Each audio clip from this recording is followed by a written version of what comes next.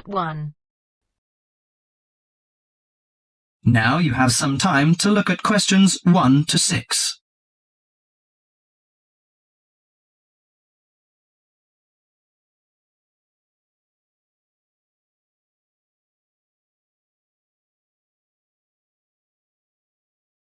Listen to the conversation and answer questions 1 to 6. Good morning, Country Comfort Albury. Oh, hi. I'd like some information, please. I'd like to find a double room to stay for the weekend. What kind of rooms do you have? Well, we provide a variety range of accommodation depending upon your likes. The guest house room costs $45 per night. It provides air conditioning and shower, and a waterfront room costs $80 per night. It has got its own balcony overlooking the foreshore of the lake. We've got a kid. How do you charge for children? Extra bedding is available if you require that. If the kid is aged 12 and below, the cost is $10 per night for the guest house room and $15 for the waterfront room. Do you have a swimming pool, tennis court or something like that? Yes, we've got a swimming pool, which is free for all the guests. But the tennis court charges $8 each hour, including the rent of rackets. How about other facilities? We provide free off-street car parking and internet access. We also installed in-house movies, but that costs $4 per hour. Oh, we don't think we need that. Because of the kid, you know. We don't want him to see movies on the weekend. Well, we also offer ironing equipment in the room. That's useful, I think. Before listening to the rest of the conversation, you have some time to go through the questions 7 to 10.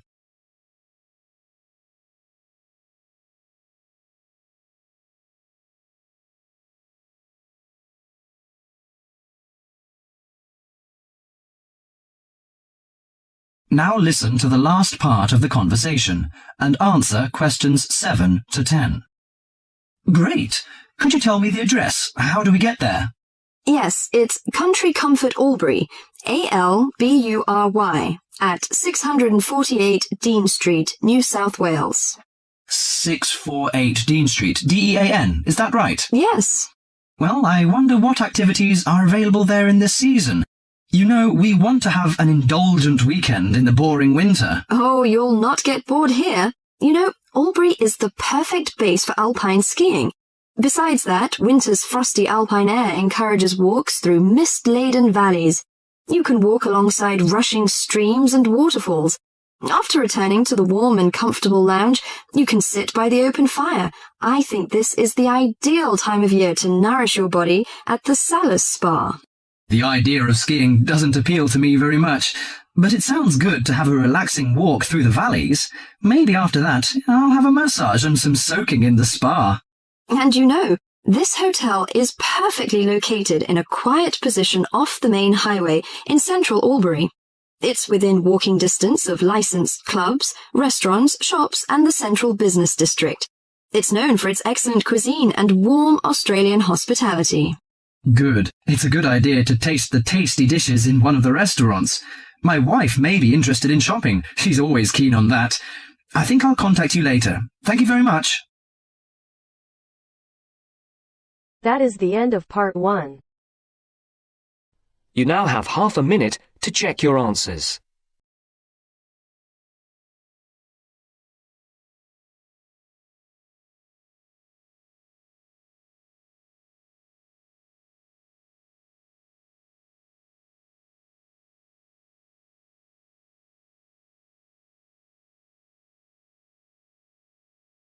Now turns to Part 2. Part 2. You are going to hear a talk given by Madeline. She is going to introduce the recreational facilities on campus and in town. First, you have some time to look at questions 11 to 20.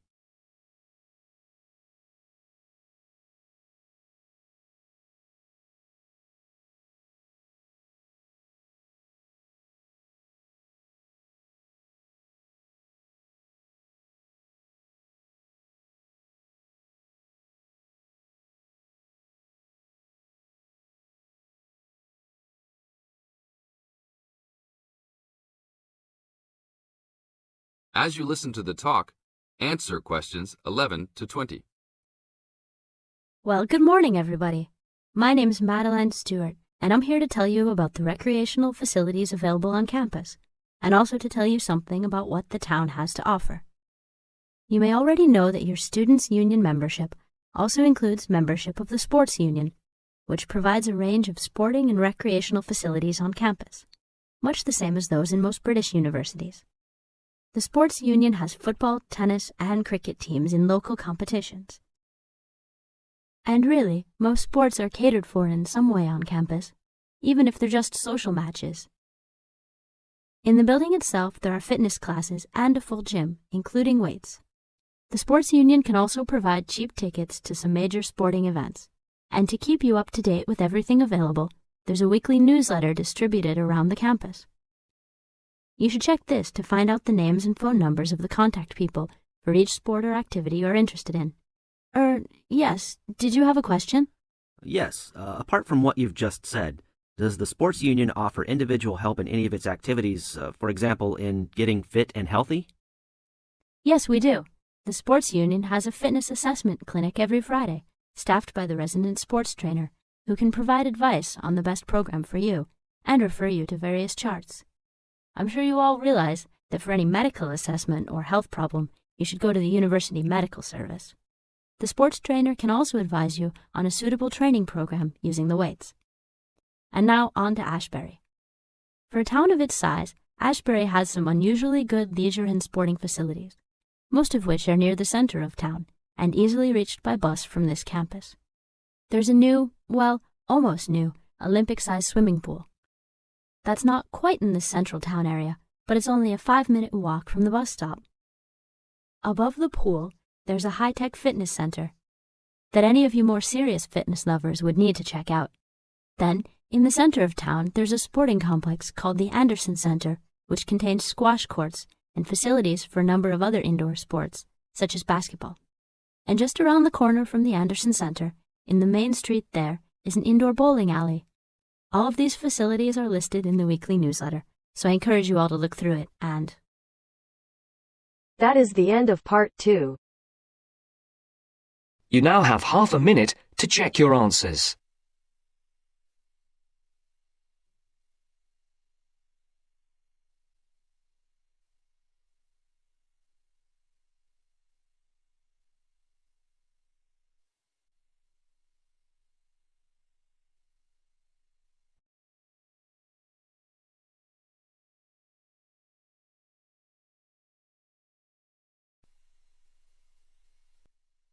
Now turns to part 3. Part 3. You hear a club leader giving information to a group of young people who are planning to do a 2-week holiday course at the Tamerton Centre. First, you have some time to look at questions 21 to 25.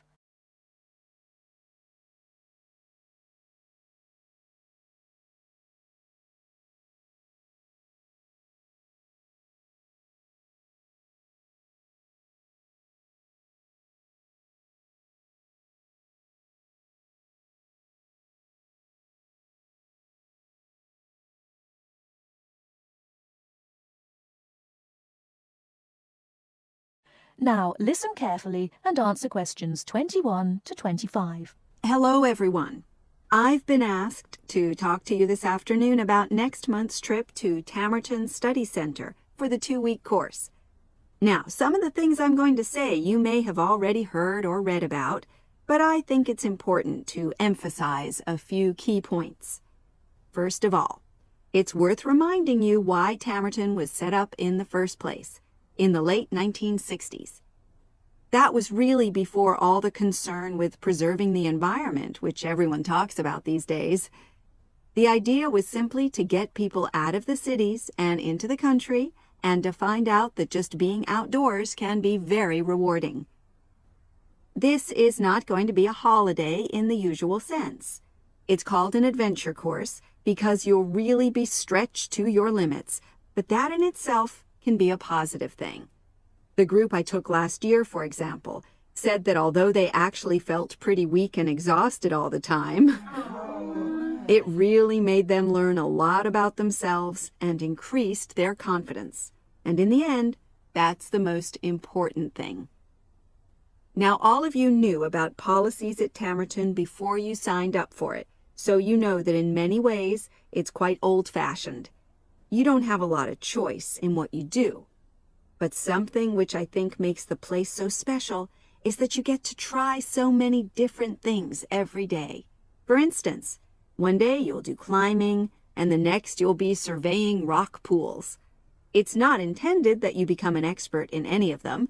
It's more like a taster, which you can follow up if you want. And there isn't a lot of free time. Organized activities and talks, etc., go on until 9 p.m., and lights go out at 11 p.m. There are table tennis tables with all the equipment and board games, though I have to say the pieces often go missing, so it's a good idea to take your own. There's a DVD player with a good selection of films suitable for this age group, so don't take yours.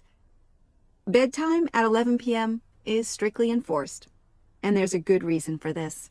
You're all under 18, and we organizers need to know that all group members are accounted for in the house as we close for the night. And of course, you'll be so exhausted anyway that you'll be too sleepy to want to cause any trouble.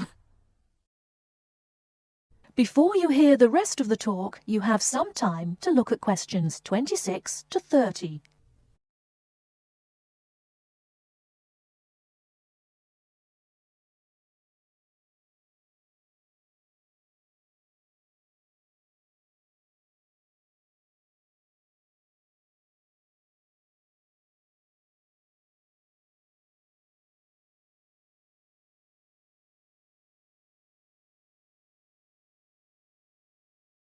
Now listen and answer questions 26 to 30.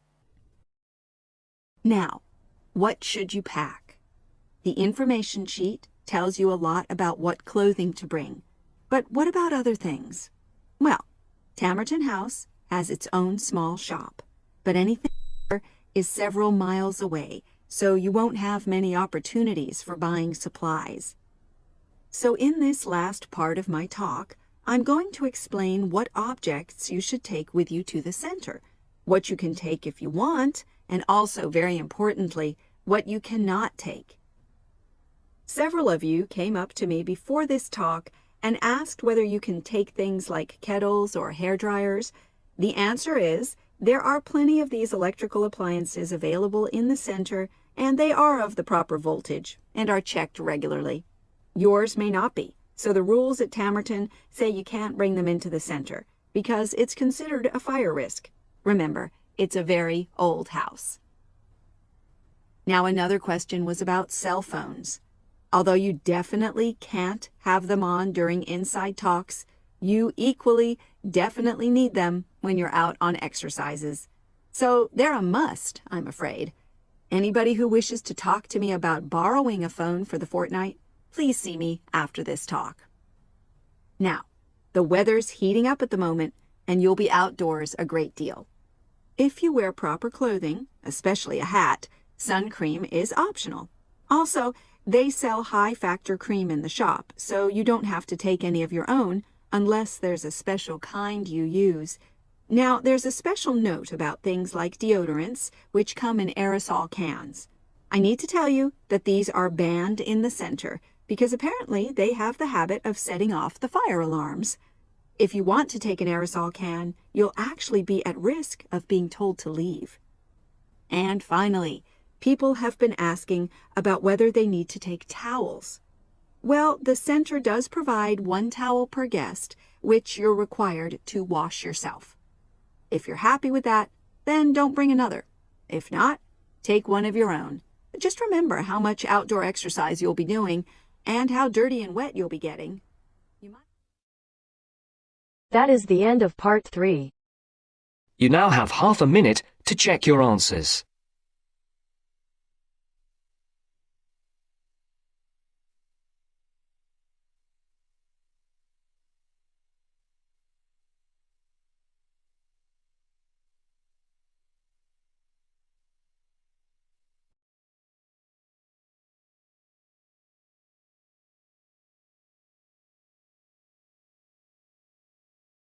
Now turns to part 4. Part 4. you'll hear a lecturer talking to students about sport in Ireland. First, you have some time to look at questions 31 to 33.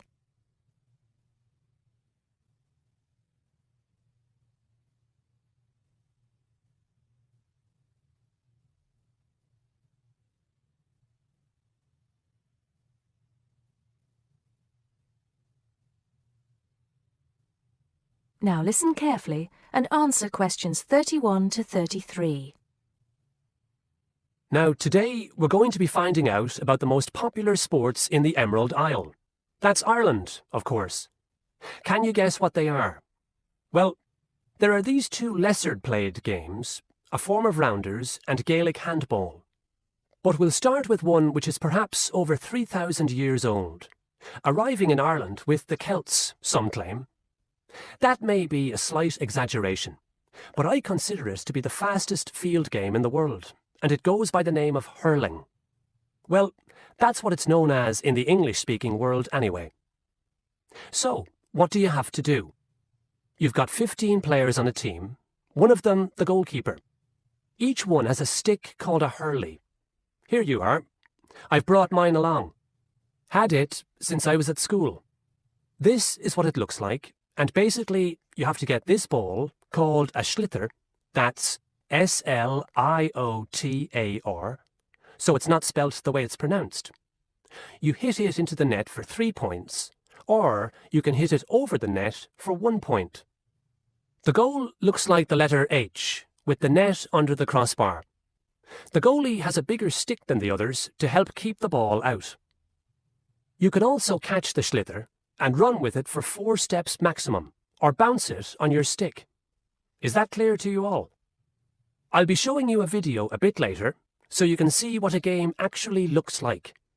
You might like to think of it as a mixture of lacrosse, hockey, and baseball. Oh, and it's played by women too, but it goes by the name of camogie in that case. Before you hear the rest of the talk, you have some time to look at questions 34 to 40.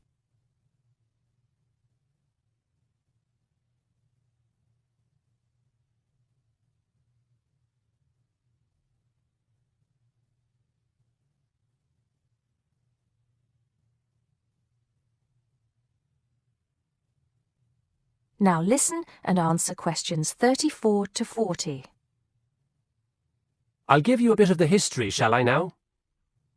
Generally, the golden age of the game is considered to be the 18th century, but systematic rules were first agreed and drawn up at that great shrine of learning, Trinity College Dublin, in 1879, founding the Irish Hurling Union, closely followed just a few years later by the formation of the Gaelic Athletics Association.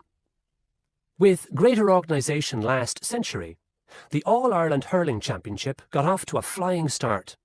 And I'm proud to say that my own native city of Cork has won more than 20 titles over the years. But then, so have Kilkenny and Tipperary. Is it only played in Ireland? No. Well, it is the only country with a national team at the moment. But you may be surprised to discover there are hurling clubs in London, as well as in America and Argentina, to name just a few.